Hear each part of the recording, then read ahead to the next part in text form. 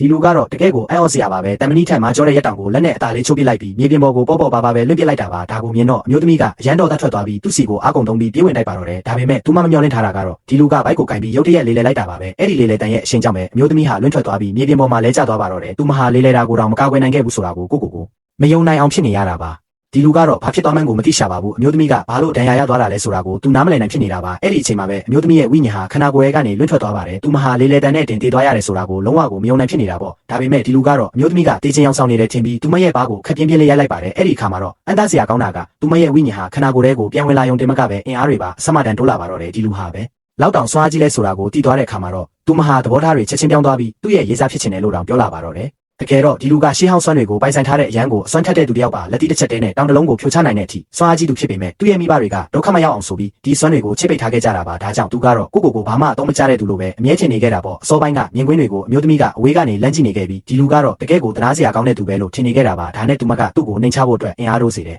ဆေးလုံးတစ်လုံးကိုထုတ်ပြပြီးကြွားဖို့လုပ်ပေမဲ့ဒီလူကမတော်တဆဆွဲယူပြီးစားပစ်လိုက်ပါတယ်အဲ့ဒီနောက်မှာတော့အမျိုးသမီးကင်ထားတဲ့ရက်တောင်ကိုမြင်သွားပြီးသူမကဒီရက်တောင်ဟာပေါင်ချိန်1000လောက်လေးတယ်လို့ရှင်းပြနေတော့မှပဲသူကလူယူပြီးနှစ်ပိုင်းချုပ်ပစ်လိုက်ပါတယ်အဲ့ဒါကြောင့်လည်းဗီဒီယိုစမှာမြင်ခဲ့ရတဲ့မြင်ကွင်းတွေဖြစ်လာခဲ့တာပါနောက်ပိုင်းမှာတော့အမျိုးသမီးကဒီလူနောက်ကိုသူ့ခန်းထိလိုက်သွားခဲ့ပါတယ်အဲ့ဒီမှာသူပိုင်ဆိုင်တဲ့ရှေးဟောင်းလက်နက်နှစ်ခုကိုမြင်ပြီးသူမကတော့ဒီလူဟာတစ်ကမ္ဘာလုံးကိုဖျက်ဆီးတော့မှလားဆိုပြီးအကြီးကျယ်ထိတ်လန့်သွားပါတော့တယ်ဒါပေမဲ့ဒီလူကတော့အမြင်ဦးသမီးကိုခေါ်ပြီးအိမ်ကနေထွက်လာခဲ့ပြီးနောက်ဆုံးမှာတော့သူတို့နှစ်ယောက်ဟာကိုခံပညာပြိုင်ပွဲတစ်ခုကိုရောက်သွားပါတော့တယ်